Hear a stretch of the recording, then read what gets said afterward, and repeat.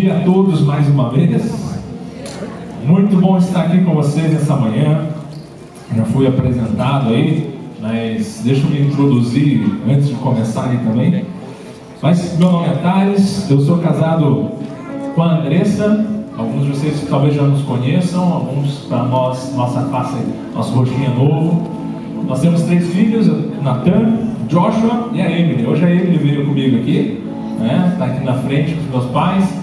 A Andressa hoje ficou em Vitimarsum, que nós estamos prestes a começar o nosso ano do Central Bible College. E cara, a gente está numa correria para deixar tudo pronto para a nossa turma. 2020 vai ser um ano incrível para nós lá. O Central Bible College é um lugar, é um college, é um lugar onde nós queremos que as pessoas venham para revelar o propósito delas e potencializar as habilidades que elas já possuem. A nossa proposta é de um gap year, então a pessoa vem para ficar um ano. A palavra que a gente tenta traduzir o gap year é ano sabático, mas não é bem um ano sabático, porque você não vai ficar sem fazer nada. Vai ser um ano que você vai mais fazer alguma coisa na sua vida, só que você vai fazer com tanto foco que você ganha em um ano 10 anos de vantagem. Tenha certeza disso. Então eu quero convidar você, se você não nos conhece, talvez esse é o lugar que está faltando para você passar, né? Quero convidar, não tem idade. A gente começa na verdade só depois do ensino médio, ou quem já tem 18 anos ou mais, para estar indo para lá, 17 às vezes ali no limite, e não tem idade, até 199 dá para vir.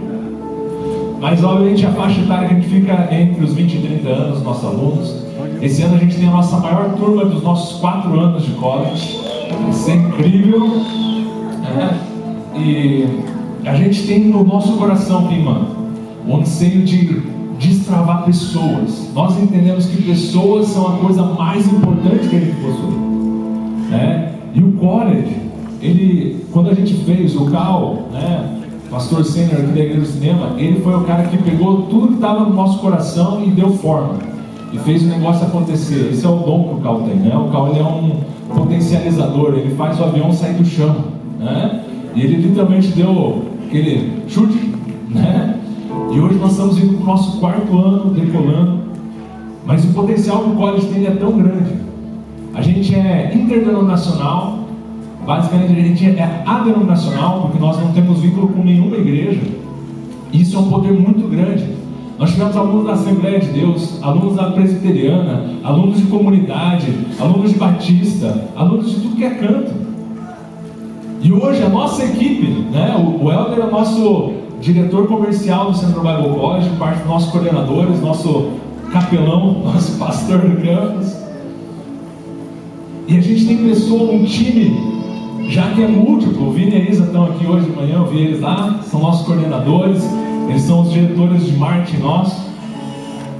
E a gente tem assembleano na nossa equipe, tem o pastor Vinícius na nossa equipe, tem o pastor Helder da Igreja do Cinema na nossa equipe, a gente tem a gaúcha que os pais, depois que ela fez o college, abriram uma igreja deles. E isso tudo é algo fundamental para a gente transformar vidas. E a gente tem feito isso. Eu quero convidar vocês a nos conhecerem. Então eu deixei uns flyers, vão estar lá no balcão lá fora, se você quiser saber mais sobre isso. A gente é bem internacional, bem interdenominacional, mas a gente tem certeza que a gente tem uma resposta para você. Então venha nos conhecer, ok? Feito o meu merchandising aqui, né? Vamos falar da palavra de Deus essa manhã. Hoje eu deram uma tarefa árdua, uma tarefa pancada. Vai começar um tema novo na Igreja do Cinema e me colocaram aqui, aí eu vou começar pregando. Eu não sei se vocês viram lá, mas tem o Sem Filtro lá.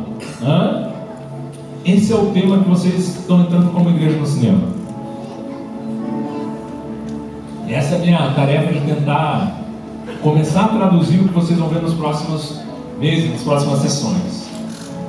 Você tem um celular aí? Quem tem celular? Ou acho melhor perguntar, quem não tem um celular? Ó, tem gente que não tem celular. Ó, o Gus tem um celular lá, pessoal. A senhora ali precisa do celular. Por favor, né, pessoal? Celular. Qual que é o mundo que nós vemos hoje? Ele é tão dinâmico, tão tecnológico, cara, que hoje a gente anda com um computador dentro do bolso. O computador nosso está no bolso. A gente tem no notebook, tal, que a gente precisa de uma tela maior, precisa de um negócio para fazer trabalho, sei lá o quê. Mas o nosso computador, ele está aqui, a tecnologia está aqui. A tal ponto, né? Não sei quando vocês conhecem o Steve Jobs, eu sou Apple fan, não sei como fala isso, né? Tudo meu da Apple.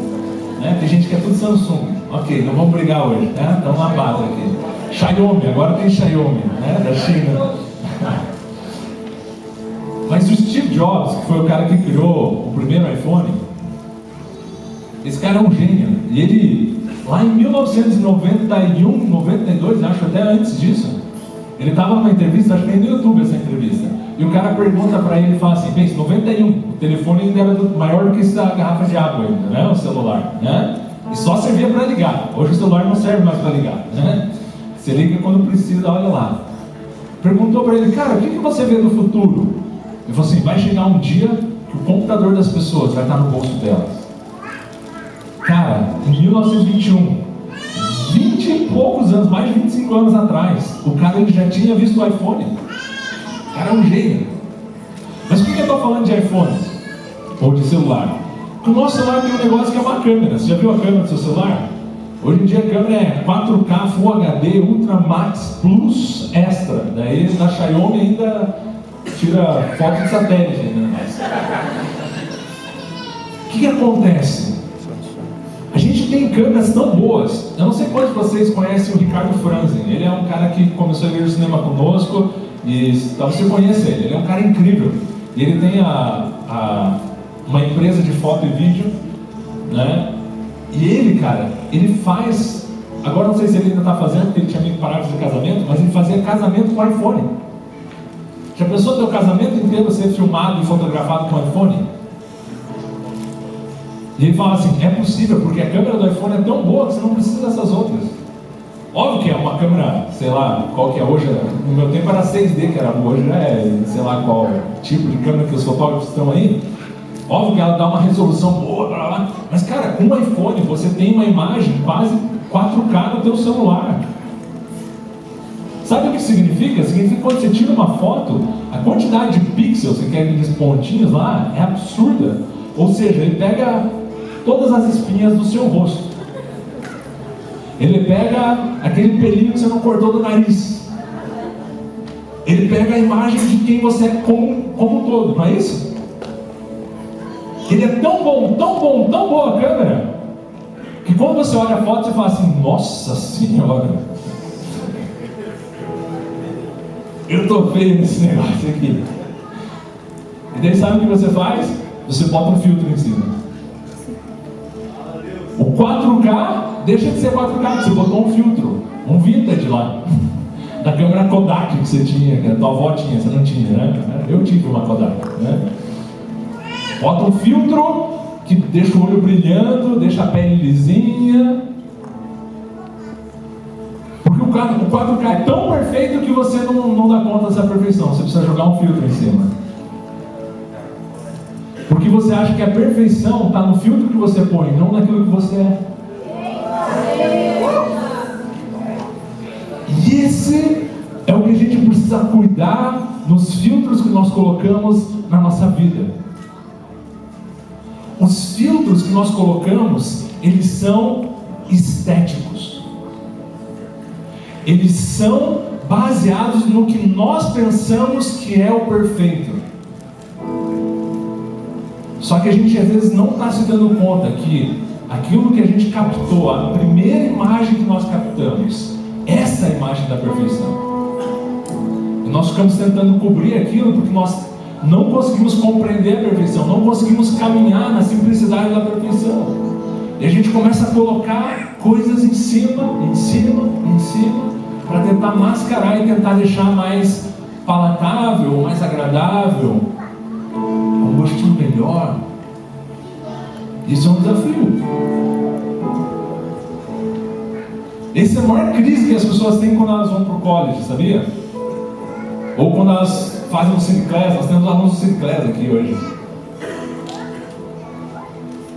Porque elas são confrontadas com uma palavra que elas falam assim, pá, mas ninguém me falou esse negócio antes na minha vida. Porque alguém botou um filtro em cima. Sabe por que precisa de de palavra revelada, porque alguma coisa está cobrindo a palavra. Sabe o que encobre a palavra? Os filtros que nós colocamos sobre ela. A tentativa de fazer a palavra ser mais agradável para um certo público, para a palavra ser mais sensível para uma outra. A gente bota um filtro em cima. Eu não estou dizendo que você não precisa ter estratégias na hora de evangelizar, na hora de falar. Paulo fala isso. Só que Paulo, ele não negociava a verdade. Paulo, ele se adaptava às pessoas, mas não adaptava a verdade. E esse é o ponto que nós precisamos começar a olhar para as nossas vidas, olhar para a nossa igreja, olhar para a nossa família, olhar para o nosso trabalho, olhar para os nossos planos e olhar onde nós temos colocado os filtros para que as pessoas olhem e achem que está tudo bem, mas na verdade, ou não está tudo bem, ou a gente não está valorizando a coisa certa. Não é assim no Instagram? Qual é o Instagram de vocês que você já viu alguém sem filtro, assim, sem filtro, sem filtro? Né? Que óbvio que, talvez faça, não, mas eu não tiro foto com filtro. Mas você tira foto da sua vida inteira? Você tira foto quando você está naquele dia mal-humorado? Ou você só tira no dia que você foi no restaurante top, tira a fotinha com o prato top lá? Ou o dia que você está comendo uma marmitona lá, não tem essa foto, né? Ou aquele pratinho assim, né? Pequenininho, não tem essa foto lá. Então o que acontece? Nosso problema é que a gente tem muitos filtros na nossa vida. E óbvio que existem filtros que são necessários, como eu falei, para o relacionamento, para coisas, mas existem coisas essenciais que nós precisamos começar a remover os nossos filtros. E é disso que fala essa série que vocês vão entrar. Como nós retirarmos os filtros, ou como nós encontrarmos o que está por trás do filtro e ver a sua essência, ver a sua perfeição, e conseguir ter um confronto com o que realmente é belo. E hoje eu quero começar com vocês com o tema de uma igreja sem filtro. O que seria uma igreja sem filtro? O que seria este negócio? A minha pergunta é assim: o que é igreja para você? Aqui começam os nossos filtros a nos colocar no lugar. Nós, por muitos anos, achamos que a igreja era um lugar de 4 paredes, onde as pessoas sentam, ouvem alguém pregar, ouvem algumas músicas e beleza, dei o check, eu fui na igreja. Alguns, toda vez que vão na igreja, tem uma árvore de Natal. Vão uma vez por ano só. Mas tem outros que vão toda semana, segunda, terça, quarta, quinta, né? O culto disso, o culto daquilo, o culto da outra. Só que a questão é que a igreja, como uma estrutura, ela nada mais é do que um filtro da verdadeira igreja. Vou te dar um segredo, né? Eu fui um dos founders da Igreja do Cinema junto com o Cal. Ajudei a estabelecer a direção de elenco. Hoje não tem mais, mudou um pouquinho, né? Mas tinha contra-regra, tudo isso aí também tenho culpa no cartório. E quando a gente estava bolando e decidindo o nome, como que a gente ia chamar essa igreja aqui? Você sabe qual que foi o dilema, a briga que a gente estava, Helder? A gente estava brigando se a gente ia chamar de igreja no cinema ou a igreja do cinema. Essa era a discussão do nome. E daí a gente estava brigando e a gente decidiu chamar a igreja no cinema, porque se a gente fala que a igreja é do cinema, o cinema tem a igreja. Mas a igreja no cinema é simplesmente a igreja vindo num lugar para se encontrar. E no caso é o cinema. Uma palavrinha que muda tudo. Só que eu quero te convidar a partir de hoje você voltar aqui no cinema e não na igreja do cinema. Muitos vêm visitar aqui, eu vou na igreja do cinema. Eu vou ver o que está aquela igreja lá. Não. Ou você vem para ser igreja aqui, ou você não vai encontrar a igreja. Vai ter uma sala cheia de pessoas. A igreja ela não se faz sem você. Você não tem como ir na igreja se você não for parte da igreja. Esse filtro eu quero remover de você. Você pode ir num culto? Você pode ir num culto, que a igreja esteja lá, mas você não consegue ir na igreja. Você consegue estar junto com a igreja, você pode estar do lado ali, mas para você estar na igreja, você precisa fazer parte disso. Deixa eu abrir com vocês um texto, vocês veem que eu não estou mentindo. Abra comigo em Atos, esse texto é bem famoso aí. Atos capítulo 2.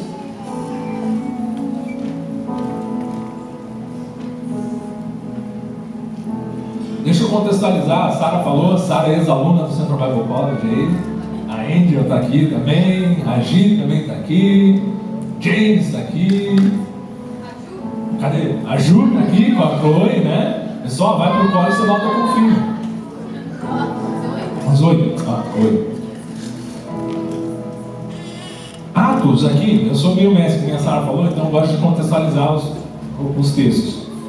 Atos, a gente está aqui em Atos. O que aconteceu em Atos? Jesus veio, morreu, ressuscitou, daí ele chega e fala para os discípulos esperarem por ele, aí dá aquele dia do Pentecostes, lembra daquele lá? Né?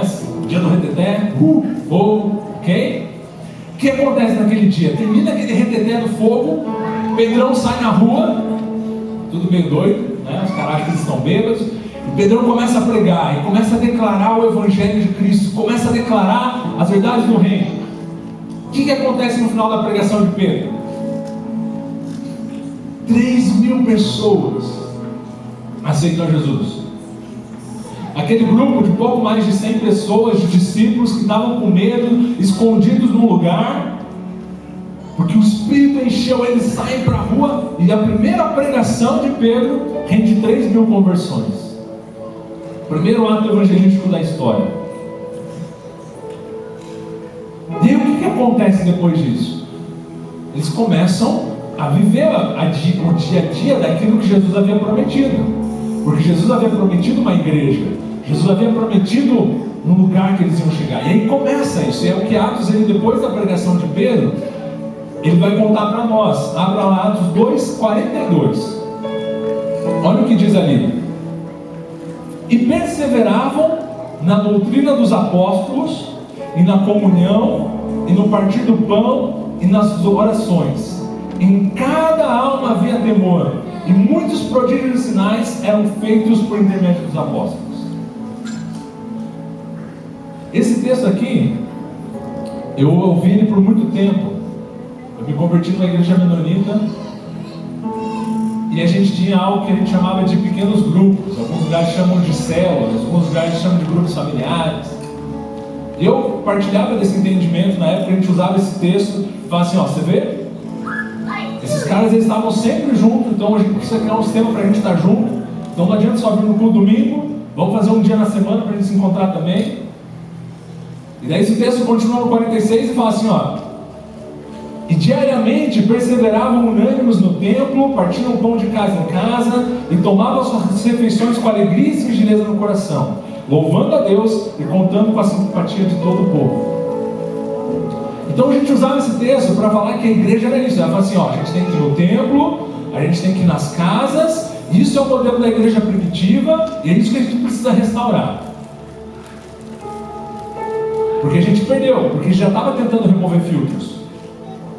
Né? Tem um pastor amigo meu, eu gosto muito dele, ele fala um negócio assim, ele fala assim que a igreja, ela surgiu na Judéia, né, em Jerusalém, Judéia, surgiu ali como uma fé. Aí ela chegou na Grécia e virou uma filosofia.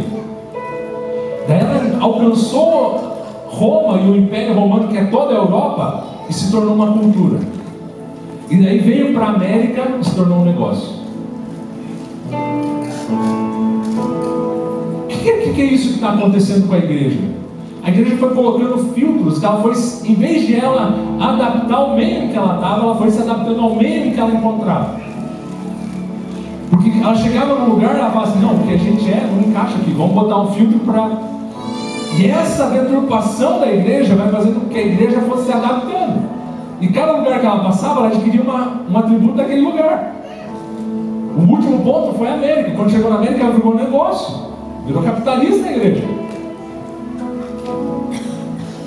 Nós precisamos remover isso e voltar. Por isso que, desde depois da reforma, desde depois das igrejas americanas, dos avivamentos americanos, até hoje a gente sempre fica falando, não, vamos voltar para a igreja primitiva. Só que essa frase de voltar para a igreja primitiva ela é correta, mas a aplicação dela tem sido feita errada. Porque o modelo que nós estamos usando, a gente fala assim, nós precisamos fazer igual eles faziam. Mas a igreja não é feita por aquilo que a gente faz, Helder. A igreja é feita por aquilo que a gente é. Não adianta você começar a ir no templo diariamente, não adianta você começar a partir do pão diariamente nas casas, não adianta você vender tudo que tinha. Se você leu 45, eles falam que eles vendiam tudo que tinham, davam uns para os outros, e você achar, nossa, quando eu terminar de fazer isso, nós somos igreja.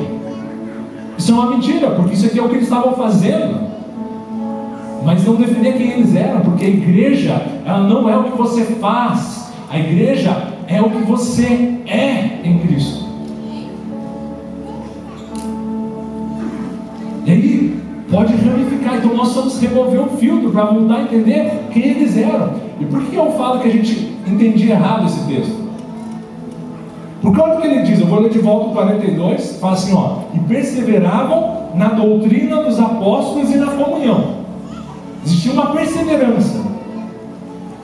Qual era a doutrina dos apóstolos? A doutrina dos apóstolos é assim, ó, você precisa ir no culto todo domingo, vir no culto da libertação, você precisa ir para fazer... Era isso a doutrina dos apóstolos?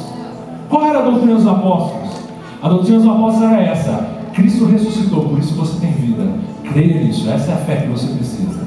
Essa é a mensagem de Pedro no 3 minutos conversa.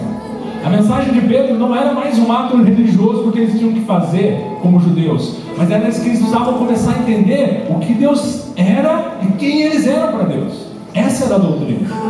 A doutrina não era costumes, não era o que eles tinham que fazer, se eles eram arminianos ou calvinistas, se eles eram isso ou se eles eram aquilo, se eles aplicavam desse jeito ou daquele jeito. Não, a doutrina dos apóstolos era simples, a doutrina dos apóstolos era o evangelho. É assim, Jesus morreu, mas ele ressuscitou, dando vida a todos nós. Essa é a doutrina dos apóstolos.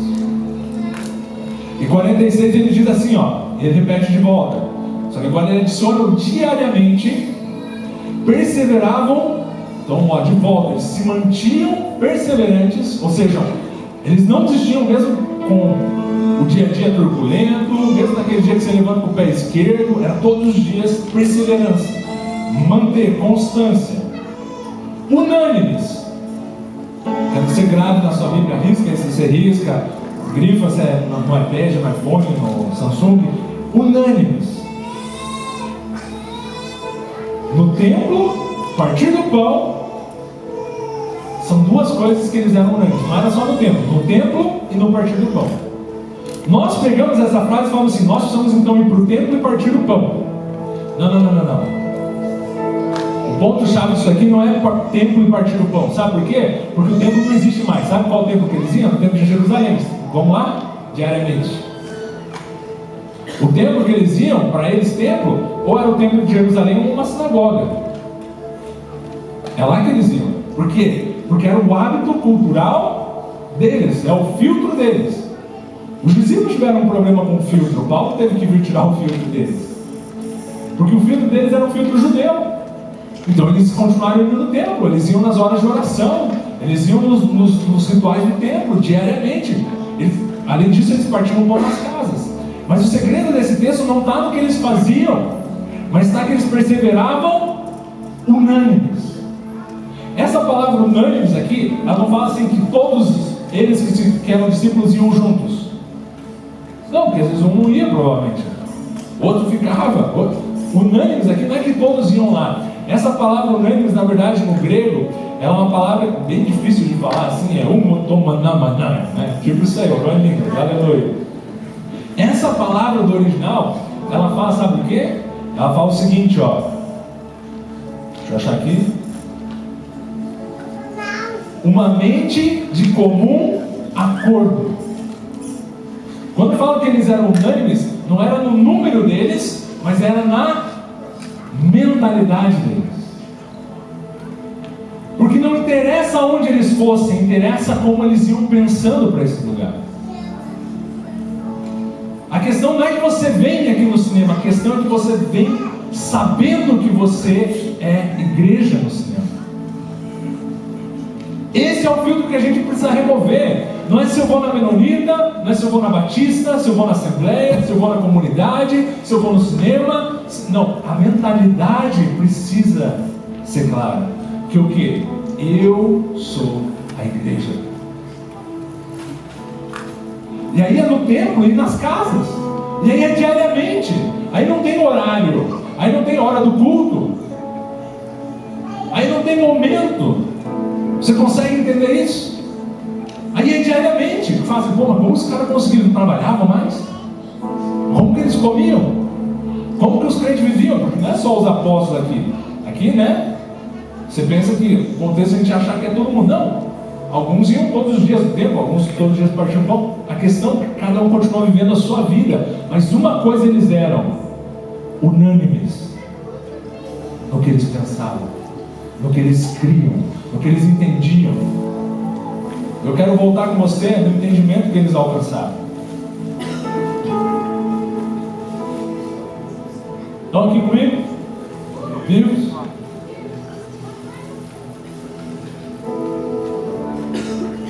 Olha o que diz em Mateus. Mateus capítulo 18.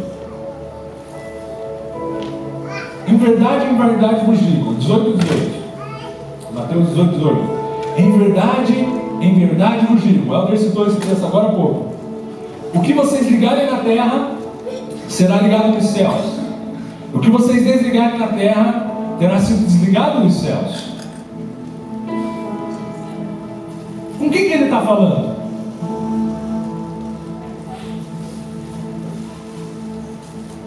Quem tem esse poder? Vou ter que fazer um paralelo aqui. Não queria entrar bem nisso, mas meu coração vai para esse lado. Existe um sofisma dentro da religião, dentro da igreja como um todo. A evangélica tenta quebrar isso, mas às vezes não sabe como. Mas existe um pensamento de que Pedro foi aquele que Jesus deu a autoridade da igreja.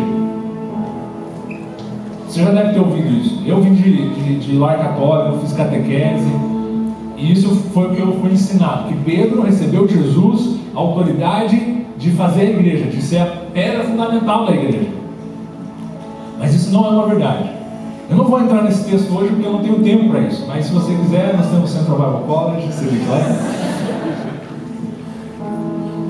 Mas a questão é que como Jesus fala com Pedro, o contexto é assim rapidamente. Jesus chega e fala assim: quem eles dizem que eu sou? Ah, que você é um Messias, que você é um Messias não, que você é João Batista, que você é um profeta, que você não sei o que lá. E ele pergunta: mas Pedro, o que você diz que eu sou? Ele fala assim: tu és o Cristo, o Filho de Deus vivo. E todo mundo para assim, fala: ô Pedro, olha dentro, essa aí foi boa. E aí Jesus fala assim: não foi carne nem sangue que te revelou isso, Pedro, mas foi o Espírito de Deus que te revelou que eu sou esse cara. E depois desse texto ele pega e fala assim: então dar-te-ei as chaves, que você com esse poder vai conseguir ligar as coisas do céu na terra e da terra no céu. Para quem que Jesus está falando isso? A gente acha que é Pedro, mas não é Pedro. Por isso que tem sempre aquela piada que Pedro é o porteiro, tem a chave, não é? É por causa disso, pessoal. Mas isso é uma mentira. Pedro não tem a chave. Pedro é um dos que tem a chave. Sabe quem tem a chave? Você. Porque Jesus está dando esse poder para um negócio que se chama igreja. A igreja detém esse poder. A igreja detém essa chave. Ah, tá, você está viajando. Você é Pedro que tem. Lembra que eu estou falando desse texto que é em outro evangelho. Olha o que ele está dizendo nesse. Ele usou o mesmo texto, aquilo que você ligar e desligar, ok? E olha o que ele fala no 19. Mateus 18, 19. Em verdade também vos digo, que se dois dentre vós, sobre a terra, ele está pondo isso porque assim, é hoje, não é quando você for para o céu, é hoje, concordarem a respeito de qualquer coisa, e porventura pedirem, se lhe há ser concedida por meu Pai que está nos céus. Uau! Mas como que funciona isso? Porque eu já fiquei junto com o meu amigo aqui falando que a gente queria um carro zero e nunca aconteceu. Olha o 20 que diz: porque onde estiverem reunidos 2 ou 3 coloca ou mais, versão Tales atualizada 2020, ou mais reunidos em meu nome, ali eu estou no meio deles. O que é isso aqui? Isso é o que nós chamamos de igreja, sem filtro. Sabe onde está a igreja? Onde 2 ou mais estiverem reunidos, unânimes, em entendimento de que eles estão ali em nome de Cristo, ali a igreja acontece.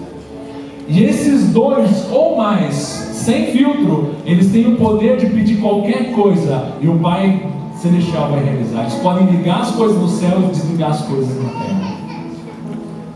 Essa é a igreja sem filtro. Hoje eu tenho uma dificuldade, as pessoas me perguntam assim, de qual igreja você é? Eu falo, nenhuma. Como assim? Você tem que ter uma igreja. Eu falo, na igreja é o Central Bible College, porque lá que nós estamos ligando e desligando as coisas. Lá nós estamos ligando o propósito das pessoas no céu. Lá nós estamos desligando as coisas que têm afligido as pessoas. Lá nós estamos construindo, lá na nossa igreja. Ah, mas quem que é o teu pastor? Sempre essa pergunta. Sabe por quê? Porque a gente tem um sofisma de que a igreja ela é feita de pastores, de líderes. Mas se você for olhar na sua Bíblia, olha lá, depois dá uma lida, nela inteira, o Novo Testamento ali seu. Você não vai achar nenhuma citação sobre um pastor numa igreja.